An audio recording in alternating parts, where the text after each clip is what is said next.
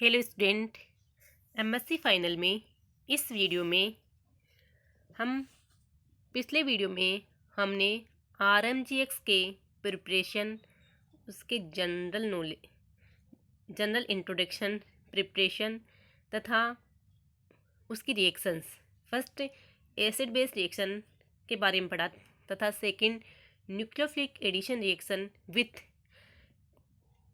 With carbonyl compound जैसे formaldehyde है, aldehyde है, कीटोन्स है, तो इनके साथ किस प्रकार रिएक्शन होती है उसके बारे में हमने पढ़ा था। तो अब थर्ड रिएक्शन है। तो अब इस वीडियो में nucleophilic addition reaction with alpha beta unsaturated compound तथा न्यूक्लियोफिलिक एडिशन इन नाइट्राइल्स तथा nucleophilic addition with ketenes, carbon dioxide, sulphur dioxide तथा कार्बन डाइसल्फाइड एवं nucleophilic substitution reaction of sp2 hybrid carbons likewise acid chloride ester, and next nucleophilic substitution reaction at sp3 hybrid carbon like organic halide and ring opening in epoxide के बारे में इस video में discuss करेंगे। तो first है reaction with alpha beta unsaturated carbonyl compound. तो इन reactions में क्या होता है कि 1,2 एंड 1,4 दोनों ही एडिशन प्रोडक्ट का फॉर्मेशन होता है। तो जनरली क्या होता है कि जो अल्फा बीटा अनसैचुरेटेड एल्डिहाइड है वो प्रीडोमिनेटली 1,2 एडिशन प्रोडक्ट देते हैं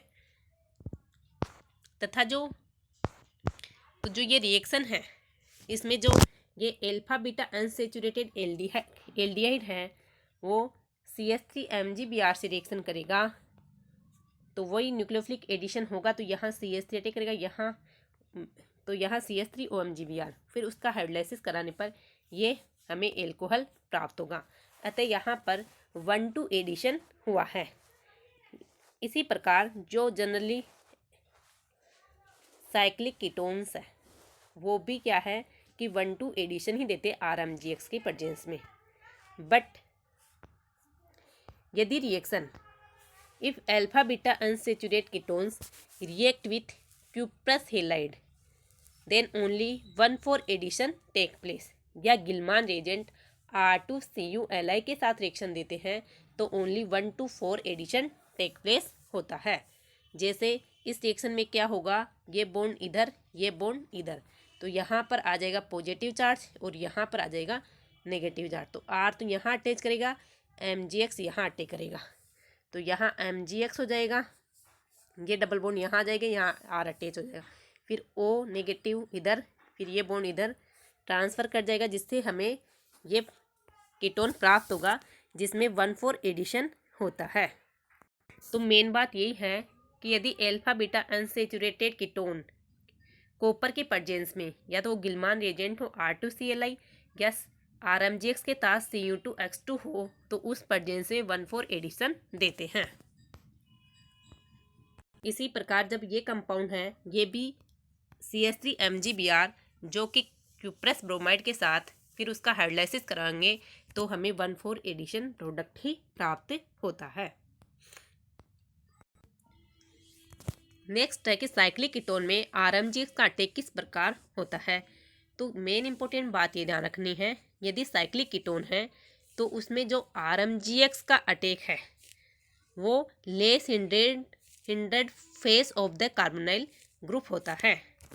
जैसे ये सिंपल साइक्लिक कीटोन है, साइक्लोहेक्जेनोन है, जिसमें कोई भी ग्रुप इसको हिंडर नहीं कर रहा है तो आरएमजीएक्स का अटैक एक्जियल अटैक होगा। तो यहाँ R अटैच हो जाएगा, यहाँ OMgX जिसका हाइड्रोलाइसिस कराने पर यहाँ OH आ जाएगा, तो यहाँ पर हमें एक्जियल अटैक होता है।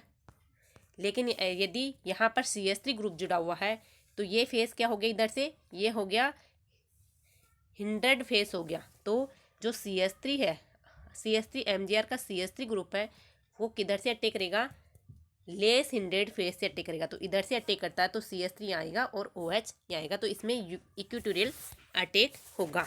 अतः साइक्लिक कीटोन में जो RMgX है या न्यूक्लियोफाइल है R, आर नेगेटिव जो न्यूक्लियोफाइल है उसका अटैक हमेशा लेस हिंड्रेड फेज से होगा।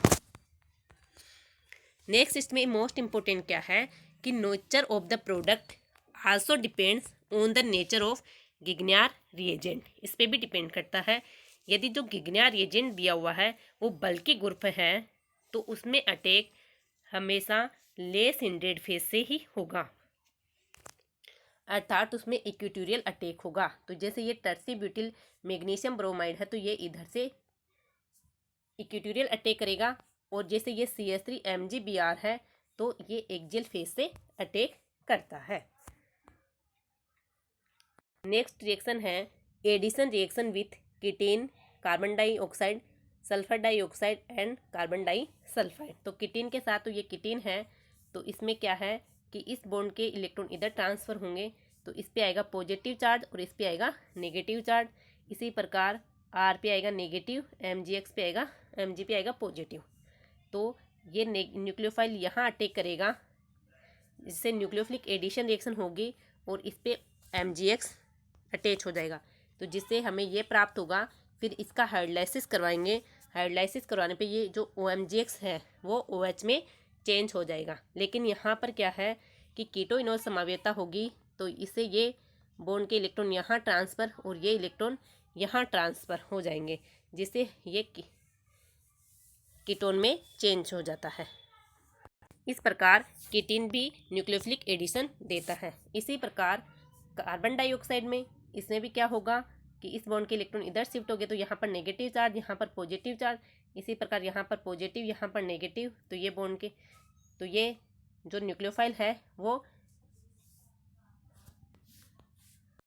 न्यूक्लियोफाइल इस इलेक्ट्रोफाइल पर अटैक करेगा, इलेक्ट्रोफाइल पर अटैक करके ये बना लेगा। इसका हाइड्रोलाइसिस कराने पर हमें कार्बोक्सिलिक एसिड प्राप्त होगा।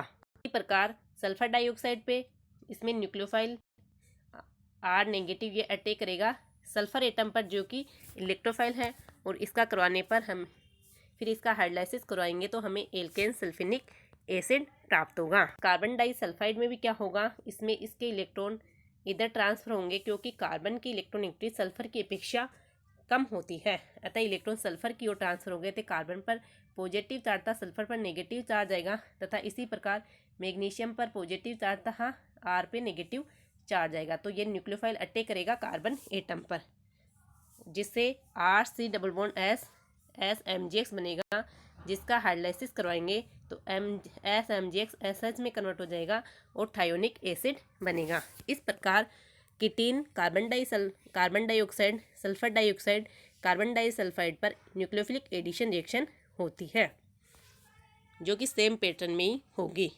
नेक्स्ट है कि nucleophilic addition reaction in nitriles. Nitriles में होगी जो कि साइनाइड है, तो इसमें भी क्या है कि C ट्रिपल बॉन्ड है, अतः इसमें भी इलेक्ट्रॉन नाइट्रोजन की ओर ट्रांसफर होंगे, जिससे कार्बन पर पॉजिटिव चार्ज तथा नाइट्रोजन पर नेगेटिव चार्ज। अतः जो न्यूक्लियोफाइल R- है वो कार्बन पर अटैक करेगा, तो इससे बनेगा PH, इससे यहाँ अटैच हो जाएगा और MgX यहाँ अटैच हो जाएगा, जिससे इमीन्स बनते हैं।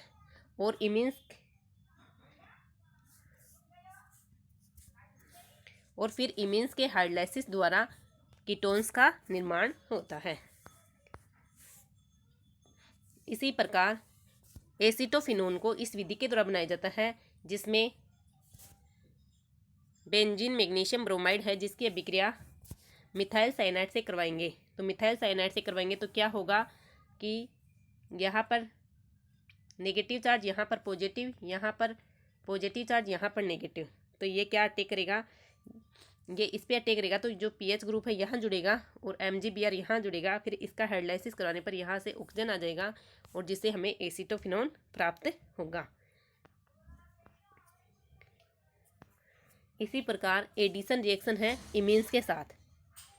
तो इमीन्स में भी क्या होगा, वही एडिशन रिएक्शन होगी। तो ये CS इस इलेक्ट्रोफाइल पर अटैक करेगा, इलेक्ट्रोफाइल पर अटैक करके ये कंपाउंड बना लेगा, जिसके हाइड्रोलाइसिस के द्वारा जो MgX है वो H में कन्वर्ट हो जाएगा और हमें एमीन्स प्राप्त हो जाएंगे।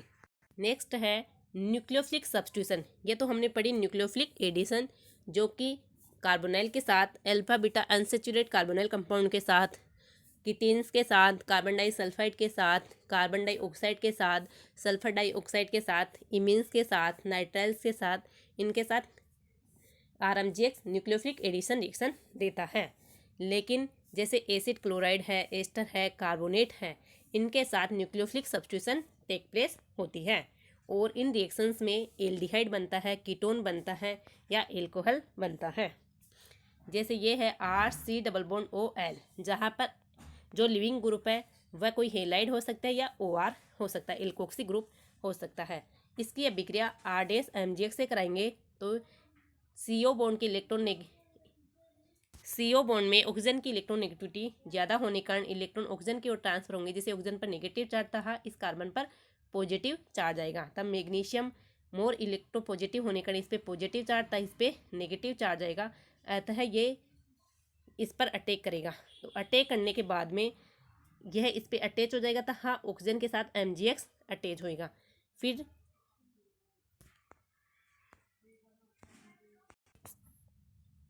फिर क्या होगा कि यहाँ से इस बॉन्ड के इलेक्ट्रॉन इधर ट्रांसफर होंगे और ये लिविंग ग्रुप रिमूव हो जाता है और ये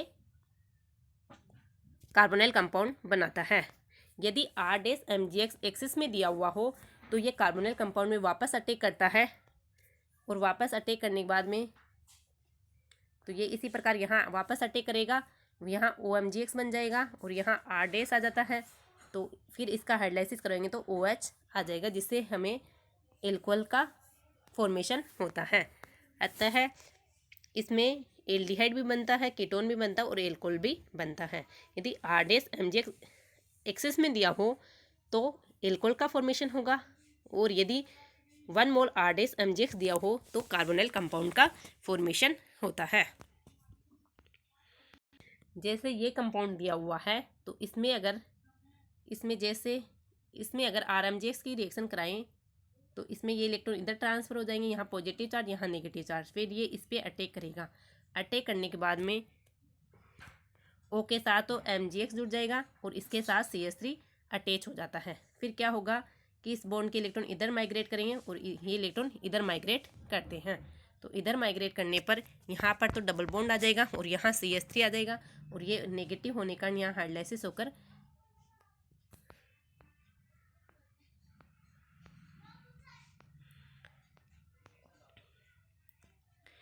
OH बन जाता है। इसी प्रकार आगे CH3 MgX की और आगे रिएक्शन कराएंगे तो इससे हमें एल्कोहल का फॉर्मेशन होता है। अगर रिएक्शन यहाँ तक ही करवाई जाए तो कार्बोनिल कंपाउंड का फॉर्मेशन होगा और यदि RMgX एक्सिस में दिया हुआ हो और 3 मोल्स दिए हुए हों तो एल्कोहल का फॉर्मेशन होता है। नेक्स्ट रिएक्शन है nucleophilic substitution reaction at sp3 hybrid carbon. तो इसमें है ऑर्गेनिक हेलाइड। तो इस रिएक्शन में क्या होते हैं, हायर एल्केन का फॉर्मेशन होता है। जैसे ये बेंजीन मैग्नीशियम ब्रोमाइड है, इसकी मिथाइल ब्रोमाइड के साथ रिएक्शन कराएं तो इसमें क्या बनता है, टोलुइन का फॉर्मेशन होता है, मिथाइल बेंजीन का फॉर्मेशन होगा। इसी प्रकार ये ब्रोमाइड है, इसकी ब्यूटिल मैग्नीशियम ब्रोमाइड के रिएक्शन कराएं तो ये ब्यूटिल यहाँ ऐड हो जाता है और हायर एल्केन बनते हैं। सेकंड है ऑक्सीरेन। ऑक्सीरेन जिसे हम कहेंगे ring opening of oxide, epoxide. इसमें क्या होगी, इसमें SN2 रिएक्शन टेक प्लेस होती है। इसमें मेन इंपॉर्टेंट बात क्या है, यदि इपोक्साइड अनसिमेट्रिकल है तो गिगरियन रिएजेंट ले सब्स्टिट्यूटेड कार्बन पर अटैक करता है। जैसे ये इपोक्साइड है, इसमें इसमें 2 कार्बन है, या तो इस पे अटैक कर, जो ऑक्सीजन से जुड़े हुए हैं तो या तो इस पे अटैक कर सकता है या इस पे अटैक कर सकता है। लेकिन ये तो क्या है कि मोर सब्स्टिट्यूटेड है, ये ले सब्स्टिट्यूटेड है। तो जो गिग्नियर एजेंट है वो ले सब्स्टिट्यूटेड कार्बन पर अटैक करेगा। तो रिंग ओपनिंग ले सब्स्टिट्यूटेड कार्बन पर अटैक करने से होगी और उसके बाद में एल्कोहल का फॉर्मेशन होता है।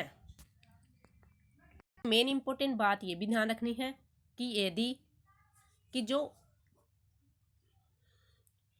जो एल्कोहल बनेगा उसमें OH ग्रुप और जो न्यूक्लियोफाइल है वो हमेशा एंटी पोजीशन पर आएंगे।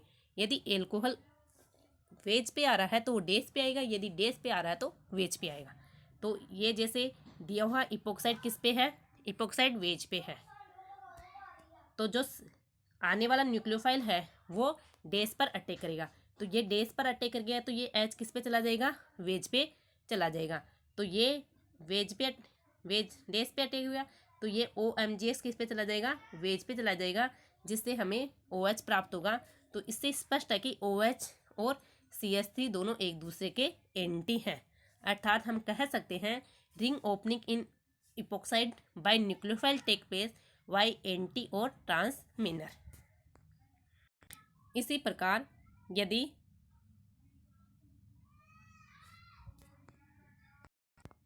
प्रकार इन एग्जाम्पल्स में भी जो रिंग ओपनिंग होगी इपोक्साइड में किसी भी न्यूक्लियोफाइल के द्वारा वो एंटी या ट्रांसमीनर में होगी, अर्थात जो न्यूक्लियोफाइल और OH ग्रुप हैं वो एक दूसरे के जो प्रोडक्ट में एक दूसरे के एंटी या ट्रांसमीनर में होंगे।